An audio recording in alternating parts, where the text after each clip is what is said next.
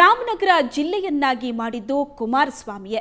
ಅಭಿವೃದ್ಧಿಗೆ ಸಾವಿರಾರು ಕೋಟಿಗಳನ್ನ ಬಿಡುಗಡೆ ಮಾಡಿದ್ರು. ಹಾಗಾದ್ರೆ ನಿಜಕ್ಕೂ ಈ ಕ್ಷೇತ್ರ ಅಭಿವೃದ್ಧಿ ಆಗಿದೆಯಾ? ಕ್ಷೇತ್ರದಲ್ಲಿರೋ ಸಮಸ್ಯೆಗಳಿಗೆ ಪರಿಹಾರ ಸಿಕ್ಕಿದೆಯೋ ಇಲ್ವೋ ಅನ್ನೋದನ್ನ ಆ ಜನರಿಂದಲೇ ತಿಳ್ಕೊಳ್ಳೋಣ ಬನ್ನಿ.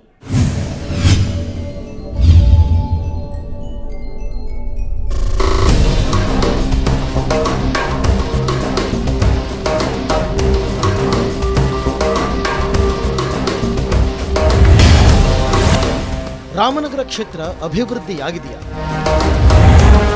ಜನರ ಸಮಸ್ಯೆಗಳು ಬಗೆಹರಿದಿವೆ?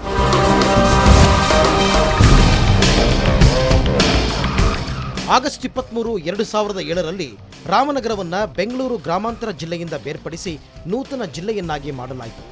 ಕ್ಷೇತ್ರದ ಅಭಿವೃದ್ಧಿಗೆ ಪಣ ತೊಟ್ಟ ಕುಮಾರಸ್ವಾಮಿ ರಾಮನಗರವನ್ನ ಜಿಲ್ಲಾ ಕೇಂದ್ರವನ್ನಾಗಿಸಿದರು. ಸುಮಾರು 330 ಕೋಟಿ ವೆಚ್ಚದ 1000 ಬೆಡ್ನ ರಾಜೀವ್ ಗಾಂಧಿ ಆರೋಗ್ಯ ವಿವಿಯನ್ನ ಜಿಲ್ಲೆಗೆ ತಂದು ಶಂಕುಸ್ಥಾಪನೆ ನೆರವೇರಿಸಿದರು. ಆ ಬಳಿಕ ಯಾವ ಕಾರ್ಯವೂ ನೆಟ್ಟಗೆ ನಡೆದಿಲ್ಲ.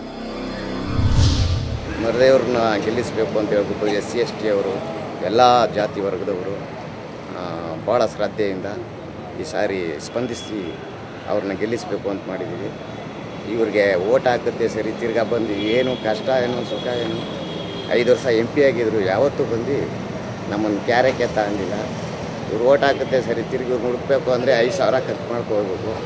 ಅದಕ್ಕೋಸ್ಕರ ಈ ಸಾರಿ ಬೇರೆ ಚೇಂಜ್ ಮಾಡುವ ಅಂತ ಮಾಡ್ತಾಯಿದ್ವಿ. ಕುಮಾರಸ್ವಾಮಿನ ಹೋಗಿ ಹುಡ್ಕೊಂಡು ಬರೋದಕ್ಕೆ 1,500 2,000 ದುಡ್ಡು ಬೇಕು. ಹೋಗಿ ಹುಡ್ಕೊಂಡು ಬರೋ ಬದಲು ಇಲ್ಲೇ ನಮ್ಮ ತಾಲೂಕಿನಲ್ಲೇ ಇರುವಂಥ ವ್ಯಕ್ತಿನ ಯಾಕೆ ಗೆಲ್ಲಿಸ್ಬೇಕು? 5 ರೂಪಾಯಿ 10 ರೂಪಾಯಿ ಕೊಟ್ಟರೆ ಆಟೋದಲ್ಲಿ ಹೋಗಿ ಮನೆ ಹತ್ರ ಹೋಗಿ ಮೀಟ್ ಮಾಡ್ಕೊಬರ್ಬೋದು, ದಂಡಿಸ್ ಕೇಳ್ಬೋದು, ಹಿಂಗೆ ಮಾಡ್ಕೊಳ್ಳೋಣ ಹಿಂಗೆ ಮಾಡೋಣ ಅಂತ ಕೇಳ್ಬೋದು. ಅದೇ ಕುಮಾರಸ್ವಾಮಿ ಹೋಗಿ ಆ ಥರ ಕೇಳೋಕ್ಕಾಗೋದಿಲ್ಲ. ಅದರಿಂದ ಏನು ಮಾಡಿದ್ದೀವಿ, ಈ ಸತಿ ಎಲ್ಲ ಸಜ್ಜ ವಹಿಸಿ ಕಾಂಗ್ರೆಸ್ಗೆ ಮರದರಣ ಗೆಲ್ಲಿಸ್ಬೇಕು ಅಂತ ತೀರ್ಮಾನ ಮಾಡಿದ್ದೀವಿ.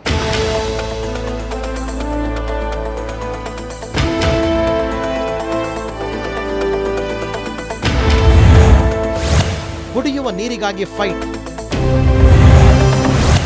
ನಗರದಲ್ಲೇ ಕೆಲ ವಾರ್ಡ್ಗಳಲ್ಲಿ ನೀರಿನ ಸಮಸ್ಯೆ. ಜಿಲ್ಲೆಯಲ್ಲಿ ಕೃಷಿಗೆ ಹಾಗೂ ಕುಡಿಯುವ ನೀರಿಗೆ ಸಾಕಷ್ಟು ಸಮಸ್ಯೆ ಇದೆ.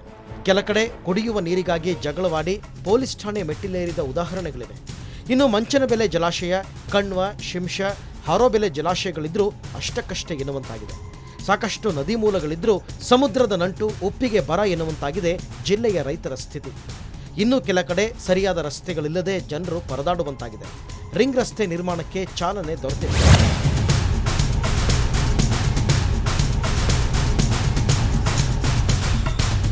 ಕುಮಾರಸ್ವಾಮಿ ಅವ್ರು ನೋಡ್ಬೇಕಾದ್ರೆ 1,500 ರೂಪಾಯಿಗೆ ಕಾಲು ಇದನ್ನ ದುಡ್ಡು ಮಾಡಿಕೊಂಡು ಇವ್ರಿಗೆ ಲೀಡ್ರುಗಳಿಗೆ ದುಡ್ಡು ಕೊಟ್ಕೊಂಡು ಊಟ ತಿಂಡಿ ಕೊಡಿಸ್ಕೊಂಡು ನಾವು ಹೋಗಿ ಅವ್ರನ್ನ ಹಿಡಿಯೋಕ್ಕಾಗಲ್ಲ. ನಮ್ಮ ತಾಲೂಕಿನವರೇ ಆದಂಥ ಒಬ್ಬ ವ್ಯಕ್ತಿ ಮರದೇವ್ರವ್ರನ್ನ ಗೆಲ್ಲಿಸ್ಬೇಕು ಅಂತ ನಾವು ತೀರ್ಮಾನ ಮಾಡಿದ್ದೀವಿ. ಆದರೆ ಯಾವುದೇ ಕಷ್ಟ ಸುಖಗಳಿಗೆ ಸ್ಪಂದಿಸ್ತಾರೆ. ಒಳ್ಳೆ ಜನ, ಒಳ್ಳೆ ವ್ಯಕ್ತಿ. ಒಬ್ಬರು ನೌಕರರಿಂದ ಬಂದವರು ಕಷ್ಟ ಸುಖಕ್ಕೆ ತಾಲೂಕು ಆಫೀಸ್ ಆಗಿರ್ಬೋದು, BDO ಆಫೀಸ್ ಆಗಿರ್ಬೋದು, ಇಂಜಿನಿಯರ್ ಆಫೀಸ್ ಇರ್ಬೋದು, ರೈತರು ಕಷ್ಟ ಸುಖನ ಸ್ಪಂದಿಸಿ ಅವರಿಗೆ ಒಳ್ಳೆಯ ಕೆಲಸ ರೈತರಿಗೆ ಒದಗಿಸ್ತಾವ್ರೆ. ನಾವು ಯುವ ಪಡೆಗಳೆಲ್ಲ ತೀರ್ಮಾನ ಮಾಡಿದ್ದೀವಿ. ಪ್ರಜಾಪ್ರಭುತ್ವ ವ್ಯವಸ್ಥೆಯಲ್ಲಿ ಒಬ್ಬ ಶಾಸಕ ಅಥವಾ ಸಂಸದ ಅವನು ಸಂಪೂರ್ಣವಾದ ಅವಧಿಯನ್ನು ಪೂರೈಸಬೇಕು.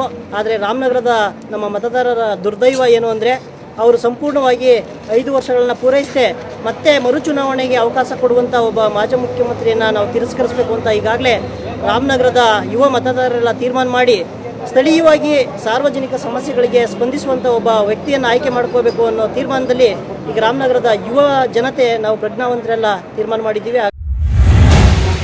ರಿಂಗ್ ರಸ್ತೆ ನಿರ್ಮಾಣಕ್ಕೆ ಚಾಲನೆ ದೊರೆತಿಲ್ಲ. ಪ್ರವಾಸಿ ತಾಣಗಳು ಅಭಿವೃದ್ಧಿ ಕಂಡಿಲ್ಲ. ಬರಪೀಡಿತ ಪ್ರದೇಶಗಳಲ್ಲಿ ರಾಮನಗರ ಜಿಲ್ಲೆ ಕೂಡ ಒಂದು. ತಮಿಳುನಾಡಿನ ಗಡಿಗೆ ಹೊಂದಿಕೊಂಡಿರುವ ಈ ಜಿಲ್ಲೆಯಲ್ಲಿ ನೀರಿನ ಶಾಶ್ವತ ಮೂಲಗಳಿದ್ದರೂ ಅದರ ಸದ್ಬಳಕೆ ಮಾತ್ರ ಆಗಿಲ್ಲ. ಮುತ್ತತ್ತಿ, ಮೇಕೆದಾಟು ಸೇರಿದಂತೆ ಅನೇಕ ಪ್ರವಾಸಿ ತಾಣಗಳು ಸಾಲಿನಲ್ಲಿವೆ, ಆದರೂ ಅಭಿವೃದ್ಧಿಯಾಗಿಲ್ಲ. ಬರೋ ಪ್ರವಾಸಿಗರಿಗೆ ಅಗತ್ಯ ಸೌಕರ್ಯಗಳಿಲ್ಲ. ರಕ್ಷಣೆಯಂತೂ ಮೊದಲೇ ಇಲ್ಲ.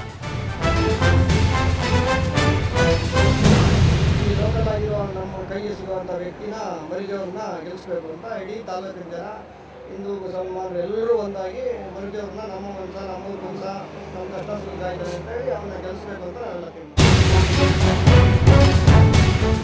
ಪರಮಶಿವಯ್ಯ ವರದಿಯ ಶಾಶ್ವತ ನೀರಾವರಿ ಯೋಜನೆ ಕಲ್ಪಿಸಬೇಕೆಂಬ ಯೋಜನೆಯಲ್ಲಿ ರಾಮನಗರ ಕೂಡ ಸೇರಿದ್ದು ಅದರ ಅನುಷ್ಠಾನಕ್ಕಾಗಿ ಕಾದು ಕುಳಿತಿದ್ದಾರೆ ಈ ಭಾಗದ ರೈತರು. ಈ ಬಗ್ಗೆ ಕಳೆದ 1 ವರ್ಷದಿಂದ ಹಲವಾರು ರೈತರು ನೀರಾವರಿ ಯೋಜನೆ ಜಾರಿಗೊಳಿಸಬೇಕು ಅಂತ ಹೋರಾಟ ನಡೆಸುತ್ತಿದ್ದಾರೆ. ಈ ಬಾರಿ ಜಿಲ್ಲೆಯ ಚುನಾವಣಾ ವಿಚಾರವೇ ಶಾಶ್ವತ ನೀರಾವರಿ ಯೋಜನೆ.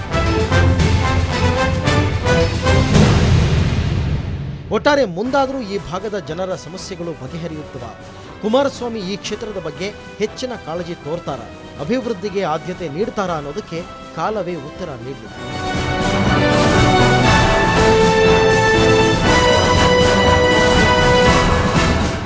ಅತಿರಥರ ಅಖಾಡದಲ್ಲಿ ಮತ್ತೊಬ್ಬ ನಾಯಕನ ಕ್ಷೇತ್ರದ ಹಿನ್ನೆಲೆ ಹೊತ್ತುಕೊಂಡು ನಿಮ್ಮ ಮುಂದೆ ಹಾಜರಾಗ್ತಿವೆ. ನೇರ, ದಿಟ್ಟ, ನಿರಂತರ ಸುದ್ದಿಗಾಗಿ ನೋಡ್ತಾ ಇರಿ ಸುವರ್ಣ ನ್ಯೂಸ್.